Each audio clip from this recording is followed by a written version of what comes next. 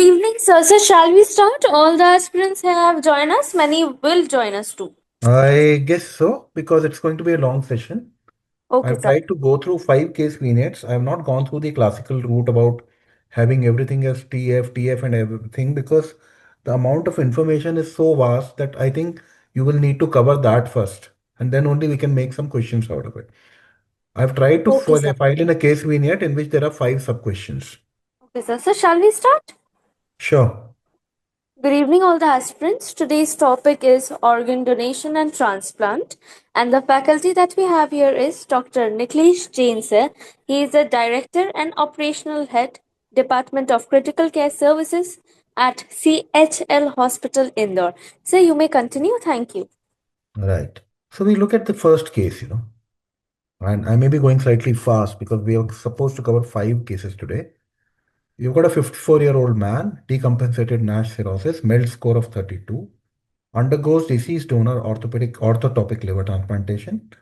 This guy is admitted to ICU, intubated on low dose norepinephrine. Initial labs showed a pH of 7.32, lactates of 3.8, millimole per liter, INR of 2.1, platelets of 60,000, AST, ALT values in the range of 1500 to 1200, bilirubin of 7 milligram per deciliter, mean arterial pressure of 65 mm mercury, and a urine output of zero point 0.4 mils per kg per hour. Okay, so this would be the first case, and we'll expand and build upon this further as we go down, going into certain other questions. So, what are the key immediate post-operative goals for this particular patient in the first 24 hours? So, what do you think would be the three priority systems that you would like to stabilize? What would be your targets for MAP, that is mean arterial pressure and urine output? What would be the immediate labs that you would like to trend in the first 6 to 12 hours? What would be the key aspects of graft function monitoring that you would like to do? And what are the two important communication points with surgical team that you would like to have on your plate? So these are the questions that are going to be there. Okay. Yes, sir. Yes, sir. Okay. I do understand that transplant is not an easy topic and there may be certain issues. So that is there. Okay. What I'll do is I'll take on the answers myself, not a problem at all. So when we go for the answers, what are the three priority systems to stabilize? They are mainly hemodynamics, graft function, ventilation, and oxygenation. What would be your hemodynamic targets and urine output targets? Mean arterial pressure of more than or equal to 65 to 70 mm of mercury. Urine output of more than or equal to zero point 0.5 mils per kg per hour. What are the investigations that you would like to trend? Investigations that you would like to do in the first 6 to 12 hours, that is ABG with lactate, full liver panels, INRs, and APTT, CBC, electrolytes, creatinine, and of course, sugar levels. Uh, Key aspects, how would you monitor the graft function? You would look at trends in lactate, INRs, your transaminases values, bilirubin, bile output, and of course, you'll do a hepatic ultrasound Doppler here. Okay. When it comes to getting some information from the surgical team, you would need to find out about the exact interop events. You know, you need to find out what were the clamping times, what were there any transfusion complications, and is there any concern they would like to have about the graft quality or the type of anastomosis done, because this would have implications for your future management of these patients. Okay. Now, how do you assess and manage his hemodynamics? You expect two invasive lines. Why do you want two invasive lines? Is there any utility of dynamic indices of fluid responsiveness? How a cirrhotic cardiomyopathy would impact your vasoactive choice? Will it impact or not impact? What would be the role and risk of aggressive volume boluses or fluid boluses? Any two markers which actually can suggest an ongoing hypoperfusion despite a mean arterial pressure of 65 mm of mercury, right? This is the second part of the first case vignette. And when we go through this, the answers would be arterial line, actually beat to beat BP, of course, arterial blood gases intermittently, and central venous line, wherein you can use it for vasopressors, monitoring CVP SOS, and of course, sampling purposes.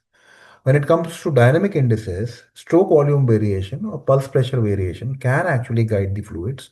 But be cautious if you see concurrent arrhythmias, if the patient is getting ventilated on low tidal volumes, or if the patient has got an open chest or abdomen.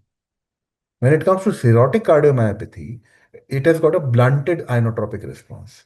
So you preferably the drug of choice would be norepinephrine as first line, and you can add dobutamine or epinephrine if there is a concurrent low cardiac output. If you're going to give aggressive fluids, then what would happen is there can be graft congestion, there can be an abdominal compartment syndrome, you can get a pulmonary edema. So ideal is to use small guided boluses and then see how the response is. Regarding what all other things you would need to monitor would be even if your mean arterial pressures are around 65, would be rising lactates, low central venous oxygen saturations, and of course, cool peripheries, low urine output, and mental status changes. These are the things that you will need to look at when you're talking about such a patient of liver transplant. Now, eventually, he develops rising lactate and an INR, which is gradually rising over a course of about 12 hours. So the important questions that can come at this point in time would be define the primary non-function of the liver graft.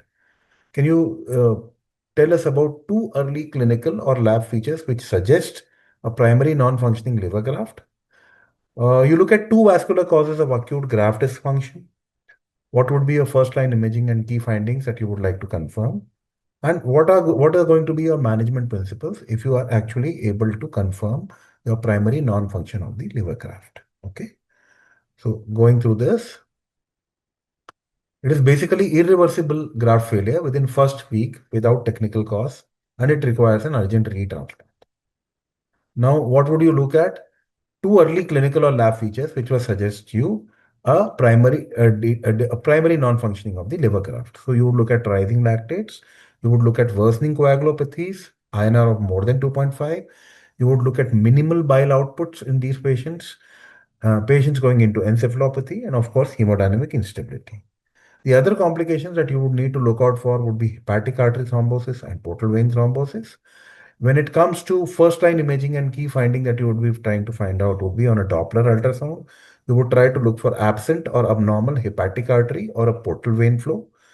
And if this happens, then you need to go in for aggressive organ support. And of course, this type of a patient has to be urgently listed for a retransplant procedure as far as liver transplant is concerned.